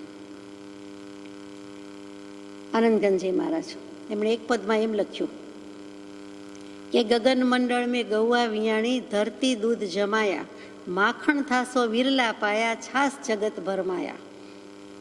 આપ ગાઉં છો ઘણી વખત એટલે ખ્યાલ છે. તો કે એ આનંદગંજી મહારાજનું આટલું સુંદર પદ અને આટલી સુંદર વાત અહીંયા કેવી રીતે છે? તો સમજીએ કે ગગન મંડળ મેં ગૌવા વિયાણી, તો કે આ પૃથ્વીના પટ પર ગાય વિયાણી, એટલે કે તીર્થંકર દેવની વાણી વિયાણી, વાણી વહી પ્રવહી, એટલે કે દેશના દીધી દિવ્ય ધ્વનિ પ્રસર્યો, દિવ્ય ધ્વનિ આવિર્ભાવ થયો. અને ધરતી દૂધ જમાવા, એટલે કે સંતોએ, સત્પુરુષોએ, સુગ્ન જીવોએ એ દૂધની જમાવટ કરી કે ગાયનું દૂધ છે. અને એમાં પણ આ તો ભગવાને કીધેલી દેશનાની વાત છે, એટલે એ દૂધ છે, એટલે એમણે દૂધની જમાવટ કરી, વલોણું કર્યું, માખણ કર્યું અને માખણ લઈ ગયા. સંતો માખણ લઈ ગયા, સત્પુરુષો માખણ લઈ ગયા, વધી રહી તે છાસ. આ સત્પુરુષો માખણ લઈ ગયા, તે ચોરીને લઈ ગયા નથી, એટલો ફરક છે. અને શ્રી કૃષ્ણ પરમાત્માને પણ મક્ખન ચોર કહેવાય ત્યારે સમજવા જેવું છે કે એણે પણ સત્વ બધું લઈ લીધું, આંચકી લીધું અને બાકીનો માલ પડી રાખ્યો. એ રીતે મક્ખન ચોર હોય તો આપણને કોઈ વાંધો નથી. એટલે કે આપણે પણ એને પરમાત્મા તરીકે જોઈએ છીએ. અને આપણે જાણીએ છીએ કે છાસ ને માખણમાં કોની કિંમત વધારે છે? માખણ રાખવાની ચીજ છે અને છાસ નાખવાની ચીજ છે. છાસ રાખવાની વાત નથી. પહેલાં વલોણા થતાં, હમણાં સુધી થતાં, ત્યારે આપણે સાંભળ્યું છે કે અમારા ઘરે છાસ છે, વલોણું કર્યું છે, છાસ લઈ જજો. એટલે કે લોકોને છાસ વેચી દેવામાં આવતી, છાસ આપી દે છે, પણ માખણ જીવ આપતો નથી. જેના ઘરે હશે તે માખણ પોતે રાખે છે. તો માખણ નવનીત રાખવાની ચીજ છે અને માખણ વિરલાને જ મળે છે. ગગન મંડળ મેં ગૌવા વિયાણી, ધરતી દૂધ જમાયા, માખણ થાસો વિરલા પાયા. તીર્થંકર દેવની દેશનામાંથી પણ કૃપાળુદેવ જેવા અને વચ્ચે જે બધા ધુરંધર આચાર્યો થઈ ગયા તે અથવા બીજા કેવલી પ્રભુ થયા હોય થતા હોય તે બધા આ માખણ લઈ લે છે, માખણ રાખે છે અને છાસ આપી દે છે. એવું જ કંઈક અધ્યાત્મમાં છે કે શબ્દ વગર ચાલતું નથી. એટલે શબ્દ, એના અર્થ અને એના ભાવ બધું ખંફોસવું પડે છે, વિચારવું પડે છે, એને ઉકેલવો પડે છે. એનું પોસ્ટમોર્ટમ તો નહીં કહેવાય, પણ એનું પૃથ્થકરણ કરવું પડે છે. કેળું ભાવે છે કોઈને તો કેળું વાપરે છે, આપે છે વગેરે, પરંતુ છાલ વિનાનું કેળું તો કે એમ નહીં, એ કેવી રીતે રાખવું? એટલે છાલ વિના એને રસ નથી, છાલ ફેંકી દે છે, પણ છાલ જોઈએ છે એમ નથી. એમાં વસ્તુમાં કેળાને સાચવવા માટે છાલ હોય છે, જોઈએ છે, પણ પછી ખપમાં આવતી નથી. મને એમ નહીં કહેતા કે અમે તો કેળાની છાલનું પણ શાક બનાવીએ છીએ. તો આપણે સમજવાનો છે, બોધ લેવાનો છે. એવી જ રીતે પાકી કેરી તો કે એનું કેટલું સુંદર પેકિંગ છે, કુદરતી પેકિંગ છે કે રસ કાઢી લેવાનો છે, છાલ ફેંકી દેવાની છે, ગોટલો પણ લગભગ ફેંકી દેવાનો છે. તો ઉપર છાલ, અંદર રસ અને એની ઉપર એનું ઢાંકણું કે બૂચ પણ ખરું. એટલે કે ખુલી જતી નથી, પડી જતી નથી, ફેંદાઈ જતી નથી. તો કે એ જે કુદરતી પેકિંગ છે એવું જ છે કે શબ્દ, અર્થ અને ભાવ આવી રીતે જ રહેલો છે. શબ્દને છાલ કહી દીધી છે. અંદરનો રસ જોઈતો હોય તો છોલવું પડે છે, ફેંદવું પડે છે, વીખવું પડે છે અને પછી આપણને એમાંથી જ્ઞાનરૂપી અમૃતની પ્રાપ્તિ થાય છે. રસરૂપી અમૃત કયો જ્ઞાન સુધારસ જે છે એમાંથી મળે છે. શબ્દને ખોલવો પડે. ફ્રૂટની વાત કરતા હતા તો એ ફળને સમારવું પડે કહીએ તો અહીંયા શબ્દને ખોલવો પડે છે. એટલા માટે બાહ્ય ક્રિયામાં રાચતા અંતરભેદ ન કાંઈ, જ્ઞાન માર્ગ નિષેધતા તે ક્રિયા જણાય. એટલે ભગવાન તો લખી જાય છે, પણ ભગવાનના શબ્દોને આપણે ખોલતા વિચારતા નથી. અને એની પણ ભગવાનને એટલી જ કરુણા છે કે ક્યાંથી લાવશો માર્ગ, ક્યાંથી લાવશો? સદગુરુ દેવ અને સદગુરુ દેવ જ મૂળ ભૂલ કાઢી શકે છે. એટલે એની કૃપા નહીં હોય તો કાંઈ નથી. મોક્ષનું મૂળિયું જ મોક્ષ મૂલમ ગુરુ કૃપા કહી દીધું છે. એ પણ એટલું જ વિચારવા જેવું છે. જ્ઞાન શું, ક્રિયા શું અને જડતા શું? તો જડતાની વાત આવી ગઈ. જ્ઞાન બોધમાં શું ફેર, જ્ઞાન વિચારમાં શું ફેર, જ્ઞાનને ક્રિયામાં શું ફેર છે? થોડું થોડું આપણે લઈએ છીએ કે જ્ઞાન તો તે જ કે આત્મ સ્વરૂપ ચૈતન્ય તત્વ દેહ આદિ પર વસ્તુથી અને રાગાદિક પરભાવોથી અને કર્મ આદિના સર્વ સંયોગો અને સર્વ વિકારોથી ભિન્ન છે એવો અંતરમાં બોધ થવો, તેને જ્ઞાન કહેવામાં આવે છે. બોધનું જ બીજું નામ જ્ઞાન છે, પરંતુ અંતરમાં બોધ થવો, અંતરમાં બોધ થાય, અંતરમાં પરિણતિ થાય, બોધ પરિણત થાય ત્યારે તેને જ્ઞાન કહેવામાં આવે છે. ફળ તો બધા છે. પહેલાં વાવ્યું કહેવાય, પછી ઉગ્યું કહેવાય, પછી ઝાડ પર લટકતું દેખાય, પછી થોડું જ ઉગ્યું હોય, નાનું હોય, પછી મોટું થાય. કાચામાંથી ધીમે ધીમે પાકાપણું, પક્વતા આવતી જાય અને પછી પરિપક્વ થાય ત્યારે એની મેળે ખરી પડે છે. નહીં તો ખેરવવું પડે છે. આપણે પકાવીએ એમ નહીં, પણ તે એની મેળે પડે છે. તો એ જે વાત છે તે બોધ તો થયો, કદાચ મળ્યો, કદાચ લાગ્યો, ભાન થયું, પરંતુ ખરેખર પરિણતિ થાય છે ત્યારે એ બોધ જ્ઞાન બની જાય છે. બહુ વિચારવા જેવી વાત છે. ફરીથી હું દેહાદિક સ્વરૂપ નથી, દેહાદિક પદાર્થ મારા નથી આપણે કહીએ છીએ. એટલે કે આત્મ સ્વરૂપ છું, શુદ્ધ ચૈતન્ય અવિનાશી એવું હું આત્મા છું એમ બોલીએ છીએ. તો એ જ વાત છે કે હું આત્મા છું, ચેતન છું. દેહાદિક પદાર્થો પર વસ્તુ, તેવી જ રીતે રાગાદિક પરભાવો છે તે પણ મારા નથી. અને કર્મ, નોકર્મ, દ્રવ્ય કર્મ વગેરે સંયોગ ઊભા થાય છે તે પણ મારા નથી. એ સર્વ વિકાર છે, પરિવર્તન છે, ફેરફાર છે, વિભાવ છે અને એ વિભાવ મારાથી ભિન્ન છે. એ વિભાવ મારું સ્વરૂપ નથી, મારું સ્વરૂપ સ્વભાવ છે. મારું સ્વરૂપ શુદ્ધ છે. એ જે કહેવાનું છે કૃપાળુદેવની એક એક ગાથામાં લક્ષ તો સ્વરૂપનો જ કીધો છે. આપણે વિચારીએ, ન વિચારવું હોય તો પણ ગમે ત્યાંથી એ સ્વરૂપ અને બોધ અને જ્ઞાન ઉપર તો વાત આવી જ જાય છે. તો એ જ્ઞાન જે છે તે જ બોધ અને તેનું નામ ભાવશ્રુત છે.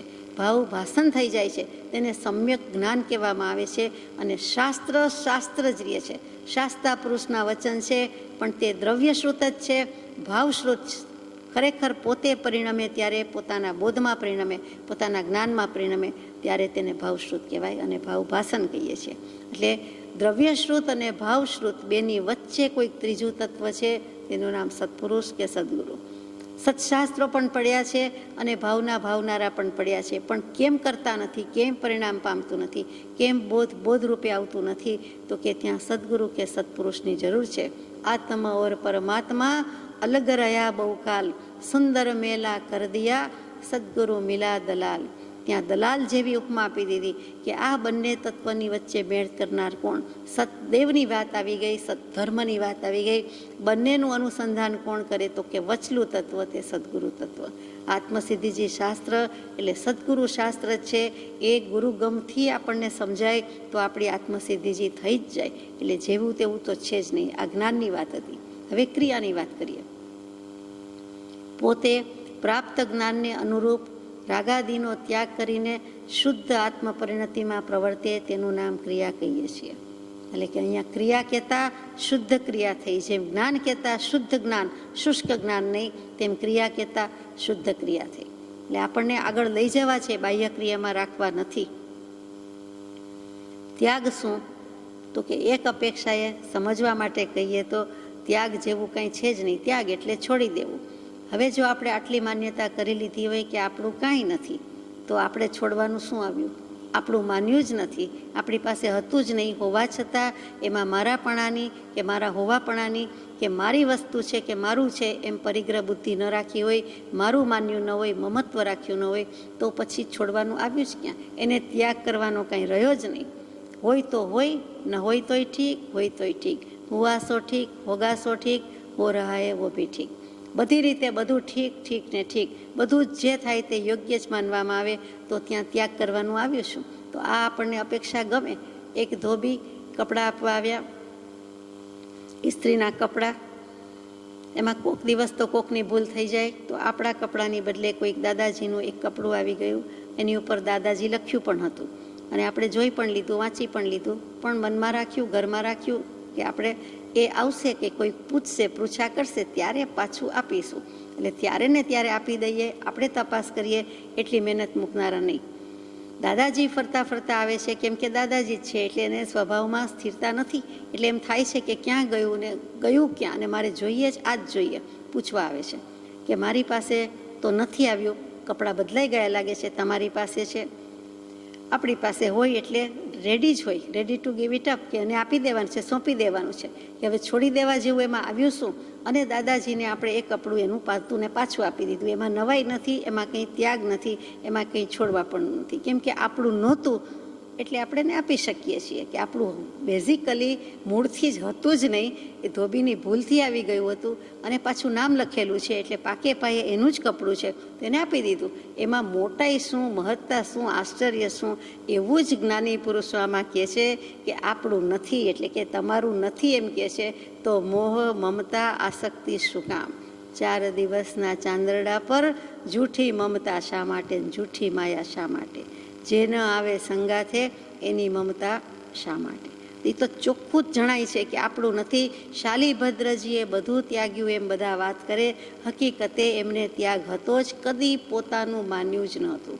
વળી પોતાનું કમાવેલું મહેનતનું મૂકેલું હતુંય નહીં, પિતાશ્રીનું પૂર્વભવનું, અને એમાંથી આવતી હતી સ્વર્ગમાંથી 99 પેટી, એ રીતે પણ પોતાનું નહોતું. પોતાનું કમાવેલું નહોતું, અને પોતાની પાસે જે હતું તે અહમભાવ, મમત્વ ભાવ રાખ્યો નથી. પિતાશ્રી તરફથી આવેલું દાન, તો પણ તેને એવો પણ ભાવ નથી કે હવે મને આપ્યું એટલે મારું કહેવાય કે હું વાપરું. એટલે એમને છોડી દેવું, મૂકી દેવું સહેલું હતું એમ નહીં, એમને છૂટેલું જ હતું. એવા અત્યંત ત્યાગને ભજતા હવા, એમ શાલીભદ્રજીના પાઠમાં આપણે પત્રમાં વિચાર્યું હતું. તો એ જ વસ્તુ આપણને ભગવાનનો બોધ છે કે તારું કાંઈ જ નથી. જો વસ્તુ પરથી મમત્વ ઘટ્યું તો પછી તારા કરેલા ભાવ, કર્મ, પર્યાય, સંયોગ, સંબંધ એ બધા ઉપર શું મમતા કરવાની? એ બધું જ આવી ચડે છે, આવી બેસે છે, આવી પડે છે. કોઈને કોઈ ભાવના, કોઈને કોઈ સંબંધ હોય તો આવી જાય. વ્યક્તિ સાથેની વાત હોય તો એમ, વસ્તુ સાથેની વાત હોય તો એમ. એ સંયોગ સામનો, પરિસ્થિતિનો સામનો કરવાનો છે, સ્વીકાર કરવાનો છે. એ આપણું હતું જ નહીં, અને જે આવે છે તે હંમેશા જવા માટે. રોગ, દર્દ, વેદના આવે છે તે પોતાને થાય છે એમ લાગે છે, હકીકતમાં શરીરને થાય છે. પણ જ્યાં સુધી ઉપયોગ એમાં રહે છે ત્યાં સુધી મારું, મને થયું, મને વાગ્યું, મને દુખ્યું એમ થાય છે. એ સાચી વાત છે, એમ બોલી પણ જવાય છે. પણ તે જ વખતે જાગૃતિ રાખવાની વાત આવી ગઈ કે આમાં આપણે જવું નથી. આ બાહ્ય ક્રિયા છે, અંતર્ભેદ કરવાનો છે. અંતર્ભેદ થયો હોય તો જ્ઞાન માર્ગ તો એમ જ કહે છે કે આ બધું જ કરવાની જરૂર નથી, સમજી લે. એક જ વસ્તુની સમજ કરવાની છે, અને એ સમજ એટલે બીજું કાંઈ નહીં, સ્વ સ્વરૂપની સમજ. જ્યાંથી ત્યાંથી આત્મ સ્વરૂપની સમજ, સ્વ સ્વરૂપની સમજ, નિજ રૂપ શું છે, મારું પોતાનું સ્વરૂપ શું છે, આ બધાથી ભિન્ન છે. આ કર્મથી ભિન્ન, વિકારથી ભિન્ન, પર્યાયથી ભિન્ન, સંયોગ સંબંધ છે એટલે સંયોગ સંબંધ કહેતા જ એનાથી ભિન્ન. જે સંયોગ છે એનો વિયોગ થવાનો છે, જે આવે છે તે જવા માટે આવે છે. તો પછી એ ઉદય છે તો ઉદયને ઉદય તરીકે જોવાની વાત છે. આ ગાથામાં આમ જુઓ તો ઘણો મોટો બોધ છે. યશો વિજયજી મહારાજે ઘણું લખ્યું. એમાં સિમંદર સ્વામીને ફરિયાદ કરી કે વિનંતી કરી કે અમારે આ કાળમાં જન્મ્યા છીએ, અમારે તો આ દક્ષિણ ભરત ક્ષેત્રમાં અત્યારે આવું ચાલી રહ્યું છે, સમાજ કયા ખાડામાં છે, મને તો બહુ લાગી આવે છે, એમ કરીને સિમંદર પ્રભુને વિનંતી કરી. એક 125 ગાથાનું સ્તવન લખ્યું, એક 150 ગાથાનું સ્તવન લખ્યું, એક 150 ગાથાનું સ્તવન લખ્યું. એમાં મહાવીર સ્વામીની સ્તુતિ આવે, તીર્થંકર દેવની સ્તુતિ આવે, નાનીની સ્તુતિ આવે, પણ વધારે તો ફરિયાદ રૂપે વિનંતી જ છે, કે વિનંતી રૂપે ફરિયાદ જ છે કે ધૂમ ધામે ધમાધમ બહુત ચલી, જ્ઞાન માર્ગ હુવો દૂર રે, જ્ઞાન માર્ગ રહ્યો દૂર રે, સ્વામી સિમંદર વિનંતી સાંભળો માહરી દેવરે. વિનંતી જ શબ્દ લખે છે, ફરિયાદ તો મારાથી કહેવાય ગયું. તો કે મારી વિનંતી સાંભળો કે આ ધામધૂમ ને ધમાલમાં જ દુનિયા આખી ડૂબી ગઈ છે. એટલે કે કાં તો ક્રિયાની ધામધૂમ છે અને કાં તો જ્ઞાનની ડીમ અવાજ કરે છે, ડીમ નાદ કરે છે. પરંતુ મારી વિનંતી સાંભળો કે શું કરવું જોઈએ અને મને કાંઈક કહો. સિમંદર સ્વામી તો જ્યાં ફરમાવે છે ત્યાં ફરમાવે છે દેશના, પણ યશો વિજયજી મહારાજની કહેવાની શૈલી એવી છે. આપણને પણ કૃપાળુદેવે એમ જ કહ્યું છે કે મૂળ માર્ગ તો લાખો ગાઉ દૂર રહી ગયો છે. આત્માનો રસ્તો, આત્માને આત્મા તરીકે મૂકવાનો, જાણવાનો, પરમાત્મા કરવાનો રસ્તો, એ રસ્તાથી આજે પણ લોકો લાખો ગાઉ દૂર છે. લાખો લોકો અને લાખો ગાઉ દૂર જ છે. મૂળ જ્ઞાનની વાત સુધી તો જીવ પહોંચી જ શકતો નથી. કૃપાળદેવના માર્ગમાં આવે છે તો પણ આ પદ ગાઈને અથવા તો આવું કંઈક સાંભળીને કે વાંચીને પણ હજી એ મૂળ રૂપે પરિણમતો નથી. પોતાનો મૂળ ઉપયોગ શુદ્ધ જ છે, મૂળ આત્મા છે, અને એમાં એ પરિણમતો નથી. ઉપયોગ સ્ફુરે છે ત્યારે શુદ્ધ છે, બાકી તો સિદ્ધ ગતિમાં હોય. તો કે તે એને ભાન થતું નથી, અને આખરે વાત તો ઉપયોગ પર જ આવે છે કે ઉપયોગનું સ્વરૂપમાં ઠરવું અથવા ઠેરવું તે જ મોટું કામ. કામ એક આત્માર્થનો બીજો નહીં મન રોગ, તેવી રીતે ઉપયોગ સ્વ સ્વરૂપમાં સ્થિર થાય, ઠરે, સ્થિર થાય, સ્થિતિ કરે, એમાં જ ઠરે અને ટહેલે, એટલે કે ફરે. ફરવું હોય તો ફરે, પણ એમાં ને એમાં ફરે, એટલી જ લિમિટમાં, આત્માની મર્યાદામાં જ ફરે. અંદર એ ઠરતો નથી અને બહાર જવા દેવો નથી. એ માટેની વચલી અવસ્થા જે અત્યારે અનુભવીએ છીએ તે તો એ દ્રવ્ય ક્રિયા છે. માટે ક્રિયાનો નિષેધ નથી. કોઈ દિવસ જ્ઞાની પુરુષ ક્રિયાનો નિષેધ કરે જ નહીં. ઉપયોગની વાત મૂકીને પણ છેલ્લે એમ કહે છે કે હજુ માનો કે ઉપયોગ સ્વરૂપમાં ઠહેરતો નથી, ઠર્યો નથી, એટલે કે સમ્યક દર્શન માનો કે નથી થયું, આત્મભાવની સ્પર્શના નથી થઈ, અને છતાં ભાન છે કે એમ કરવા જેવું તો એ જ છે, અને ઉપયોગને બહાર પણ જવા દેવો નથી. તો એ બેની વચલી અવસ્થા જે આવી તે જ દ્રવ્ય ક્રિયા છે. એટલે કે વચલો ટાઈમ ફિલ કરવા માટે ટાઈમ ફિલિંગ ફેક્ટર કહીએ છીએ તેમ ટાઈમ ફિલિંગ નિમિત્ત, કે વચ્ચેનું શું, તો કે એટલા માટે એમાં ન રહેવાતું હોય. એટલે કે સતત નિરંતર ધ્યાનમાં, સ્વાધ્યાયમાં નથી રહેવાતું. તો આપણે કહીએ કે ચાલો થોડી ક્રિયા કરીએ, થોડો ચેન્જ, થોડું ગાઈએ, થોડું બોલીએ, થોડા નમસ્કાર કરીએ, વગેરે વગેરે. એટલે કે જુદી જુદી ક્રિયારૂપે આપણે કરીએ છીએ. તે ખોટું તો નથી, પણ સતના લક્ષ્ય કરવાનું છે, શુદ્ધાત્માના લક્ષ્ય કરવાનું છે, અને એ જ સત્ક્રિયા રૂપે પરિણમી જાય છે. અવલંબન તો લેવાનું છે, અને અવલંબન શ્રી સદગુરુ સુગમ અને સુખખાણ. એટલે અહીંયા પણ આ ચોથી ગાથામાં પણ ઘણું કહી દીધું છે કે જ્ઞાન માર્ગ નિષેધતા તે ક્રિયા જણાય. આગળ જઈએ.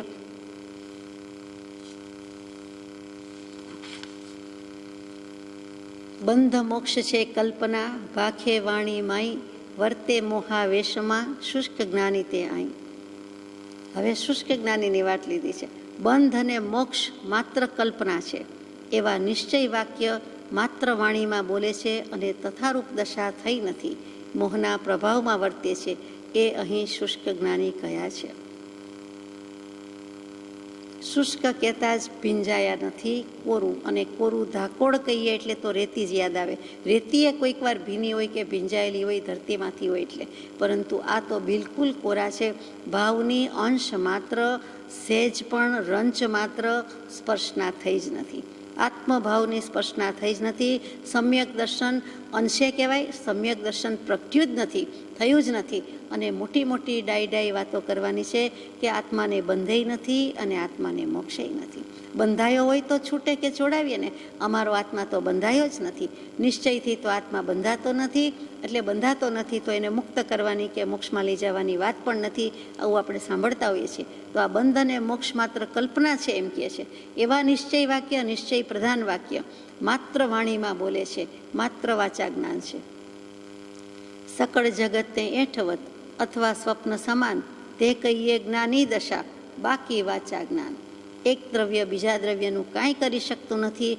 ગમે તેટલો એ સિદ્ધાંત હોવા છતાં માત્ર તેને જ વળગી રહે. અને બીજું પાસું એટલે કે વ્યવહારથી નિશ્ચયની સામે વ્યવહાર કયો, દ્રવ્યાર્થિક નહીંની સામે પર્યાયાર્થિક નહીં કયો, અથવા તો એકલા નિશ્ચય સામે એકલો વ્યવહાર શબ્દ કયો, નિમિત્ત નૈમિત્તિક સંબંધ કયો, એ બધી જ અપેક્ષાથી જાણીએ તો જ વસ્તુનું આખું સ્વરૂપ સમજાય. જેમ હાથીને 6 અંધજનોએ જુદી જુદી રીતે જોયા અને પછી કહ્યું કે આના જેવો તેના જેવો. બધાની વાત સાચી હતી, પણ એકાંગી હતી, એકાંતે હતી. સંપૂર્ણ વાત તો જેણે બરોબર હાથી નજરે જોયો એ કહી શક્યા કે આ 7 રીતે સાચા છે, 6 રીતે સાચા છે. પણ 6 દર્શનની વાત પણ એમ જ છે. પરંતુ હકીકતે હું જે જોઉં છું મારું વિઝન ક્લિયર કટ છે એમ કરીને કહે છે એ અનેકાંત દૃષ્ટિ હતી. એટલે કહે છે કે આ જ વિઝન સાચું છે. આ રીતે બધું જ એમાં સમાય છે. તો બંધ મોક્ષ છે કલ્પના, ભાખે વાણી માય. એટલે વાણીમાં ભાખે છે, પરંતુ એ માત્ર વાચા જ્ઞાન છે, દશા થઈ નથી. દુનિયા સ્વપ્ન છે, બોલી જવું છે. સકળ જગત એઠવાડ છે, બોલી જવું છે. પરંતુ પરિણમ્યું એવું ખરેખર લાગે છે. જો લાગતું હોય તો જ્ઞાની અને નમસ્કાર, ન લાગતી હોય તો શુષ્ક જ્ઞાની અને નો નમસ્કાર. તો નમસ્કાર નથી. શું કામ એમ કે છે?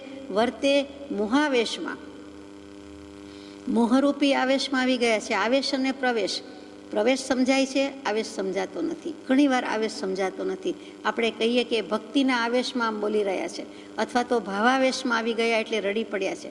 પછી આપણે એમ કહીએ કે મને આવેશ આવી ગયો એટલે ગુસ્સો થયો, એટલે કે ક્રોધાવેશમાં આવી ગયા. તો અહીંયા ભગવાનનો શબ્દ તોડી નાખીએ વચ્ચે મોહાવેશમાં, મોહના આવેશમાં, એટલે કે કાંઈક પ્રવેશી ગયું, ભૂત પ્રવેશી ગયું. જાણે કે આ ભ્રાંતિનું, બ્રહ્મપંચકનું કે કોઈ પણ ભ્રાંતિનું, મિથ્યાત્વનું ભૂત પ્રવેશી ગયું છે. અને પછી પર કાંઈ પ્રવેશ કરી જાય તેમ આપણા આત્મામાં પ્રવેશીને પછી ભૂત ધૂણે કે ભૂવા ધૂણે કે જે આપ કહેતા હોય તે, પણ કહેવાનો આશય આપ સમજી ગયા. પછી જેમ પીધેલો છાકટો ઉન્મત્ત દશામાં પ્રલાપ કરતો હોય, એને આલાપ કે વિલાપ કીધો નથી, પ્રલાપ કહ્યું. નિરર્થક વચનો, નિરર્થક બકવાસ કર્યા કરતો હોય, એમ જ્યાં ત્યાં શબ્દોની ફેંકાફેંક થતી હોય, વાક્યોની, વ્યાખ્યાઓની, ગાથાઓની તડી તુમ ફેંકાફેંક થતી હોય, ચર્ચા વિચારણા થતી હોય, પણ માયલો બિલકુલ કોરો, કોરો ને કોરો, બિલકુલ કોરો ધાકોળ. અને એને કૃપાળદેવ કહે છે કે શુષ્ક જ્ઞાની, તેનું અહીંયા કાંઈ કામ નથી. બંધ મોક્ષ બધા માત્ર વાક્ય છે, એમ નિશ્ચય વાક્ય પાછા માત્ર વાણીમાં બોલે છે. એ વચન નિર્ધાર કરાવી દે તેવા છે, કર અનુભવ નિર્ધાર. એ જ નિશ્ચય વાક્યો, એ જ નિશ્ચય વાક્યોની ખાતરી કુમારીથી આત્માનો અનુભવ પણ કરાવી શકે એમ છે. પરંતુ તે સમ્યક પ્રકારે પરિણમે તો, ગુરુ ગમથી કે સદગુરુ ગમથી, અથવા તો કાંઈક એવી રીતે સમજે તો, પોતાનું સ્વરૂપ સમજે તો, પણ નહીં તો થઈ શકતા નથી. અને તથારૂપ દશા થયા વિના મોહના પ્રભાવમાં વર્તે છે, મોહ દયાના પ્રભાવમાં વર્તે છે, મોહના આવેશમાં વર્તે છે. તે બધા જ અહીંયા શુષ્ક જ્ઞાની છે. અંતમાં શ્રી આત્મસિદ્ધિ શ્રી અદ્ભુત જ્ઞાન ત્રિપથગા, ઉદ્ધરવાવની ઉતરી સ્વર્ગથી ગંગા. અતિ ગહન મોક્ષ સિદ્ધાંત સુગમ શોધાખ્યો, કરી કૃપા શ્રીમદે માર્ગ સ્પષ્ટ સમજાવ્યો. આ કળી કાળમાં મોક્ષ માર્ગ ભૂલાયો, અવિરોધપણે કરી તમે પ્રગટ સમજાવ્યો, અવિરોધપણે કરી તમે પ્રગટ સમજાવ્યો. સજાત્મ સ્વરૂપ.